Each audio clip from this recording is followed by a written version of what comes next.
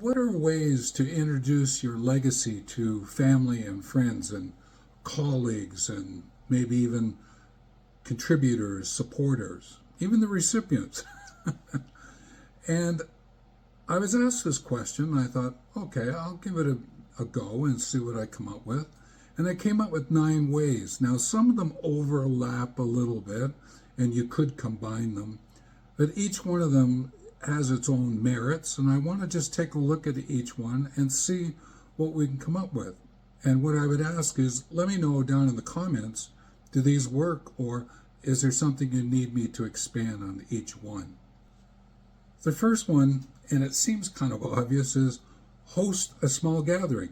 And you have people over for an evening, and you bring forth that you have a legacy contribution story project you want to just bring to the foreground, and would everyone give you 10-15 minutes to have a share?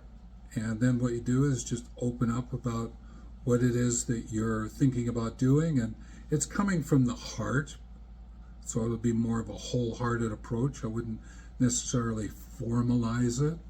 And then let the hands and heart and head then come together for everyone and see what they think and ask them for their feedback and let it unfold from that perspective. You could write a letter or an email to your family and friends and colleagues. In today's world where people are spread out all over the place, including friends and family, then writing a note, a letter to them, being able to just share a little bit about what you're thinking about your contributions and stories and project could be about, and just updating them about what you're thinking, and what you're sharing with them is you're just bringing this to the foreground, and would they give you some feed forward to help you to round out what you need, or ask questions to poke you a little, prompt you a little to sort of see what comes out the other end. You could create a digital presentation. You could tap into the sense of a legacy album. And in today's digital world, being able to bring together pictures, your photographs, even some short videos, and just putting it together into like an album and then sharing that with your family and friends, that's another way to introduce it to them. And if you feel comfortable doing it that way and your heart certainly shines through, as compared to sitting around and having a conversation, doing it through video, then give it a go. You can do it actually to the point where you might even include some of your own diagrams or pictures or sketches that you've done as well, and just open it up from that point of view. You might say, hey, listen, let's get together. I would really like to have a Q&A with you. Rather than a presentation, you want to ask them some questions, they could ask you questions.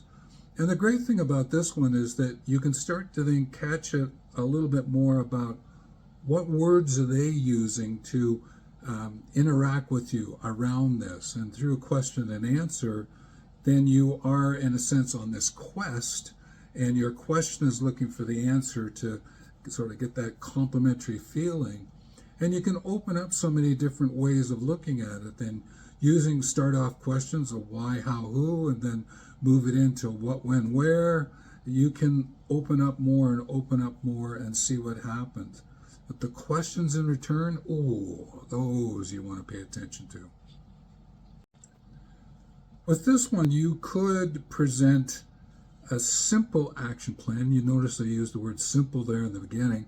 Don't get too complex. But if you want to write it down so that it has a bit more of a framework, models and steps, it has a little more formal structure to it, you can do it that way. And there's those who would appreciate that because they have something that's tangible, even if they're reading it on their phone, that they can sort of go, oh, okay, and they can sort of see what's going on, and then they could lean into one of the other ways in which to gather. They could bring their thoughts, their feed forward to a gathering or to a meal.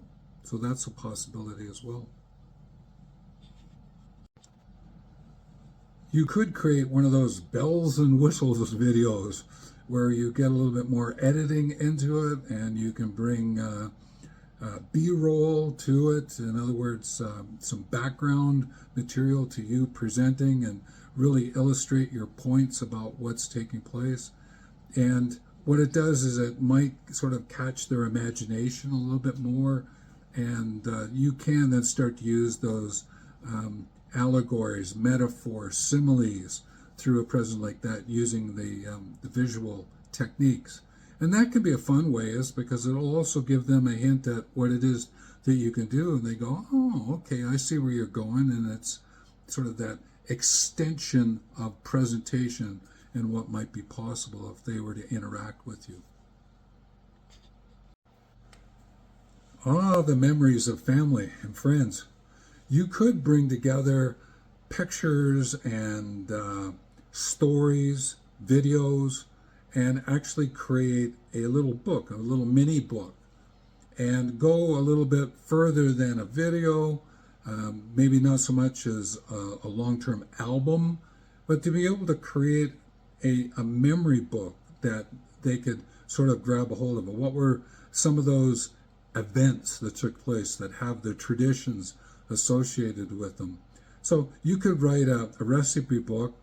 What's the stories? What was the feelings that went with that recipe or that recipe? You can just get into it a little bit more and just enliven it for everyone. There are those who appreciate flowcharts and putting it against time. So you might say, well, look, over the next 6 months, this is what I'd like to work on. I've got these steps I want to follow, and there's these timelines, and I'm outlining it in this way so that if you want to get involved, or if you know you're going on holidays, you can let me know. If there's something I can adjust because you really want to be here for something, then do it through a time lens. But one of the things to remember is that there is Chronos time, which is logical time, and then there's Kairos time, which has a little bit more waving to it, and sort of see what happens. Just know when you share it from a time perspective, what are the persons listening to you want from it. This one I think is of interest certainly to me, and that's how I'm going to interact. Not necessarily so much with family and friends, colleagues, even people I don't know. I'll be reaching out and doing what I call legacy interviews. And I'll be asking them, well, what's legacy and what's your legacy? And then unpack it and find out what's going on, because I get to hear it in their words. But you can use it as a way in which to interview your family and friends and colleagues under the premise that you just want to get their insights, and then you could use it in one of the other 8 approaches as though you've gathered some evidence, you've done some research. And that helps people sometimes to get that credibility factor that goes with it, that you sort of taking some time to actually think through the process. Of these 9 ways, I think there's some that sort of follow each other, some are on top of each other. There are different combinations here that you can work with. And let me know down below which one is sort of blinking at you like a neon sign at a diner that says, we're open, or this is the one I'd select, this is the one I'd select. I'd be curious to know, and then why is that the one? So I've already mentioned I'm going to do the interview one, because that's where I'm going with researching legacy experience. I believe that that is going to be one of my contributions that I can make, because I enjoy research and I enjoy learning about the experience someone has. And there's great technical academic terms that go with that that I'll bring out in another video another time. But with that interviews, then I can create narratives, stories, and find ways in which to bring the head, heart, and hands together in those stories, and then even use video to take it further. So we'll see what happens. Again, these are just 9 approaches. Maybe you have a 10th, 11th. Let me know. I always enjoy learning from you, and I appreciate your comments. And with that, take care. As a reminder, subscribe, comment, and the 2 videos that are here, I thought would help you out in moving forward in this whole story of living a legacy life. And in particular, grab a hold of, visit the prompts that I put up each day, each morning.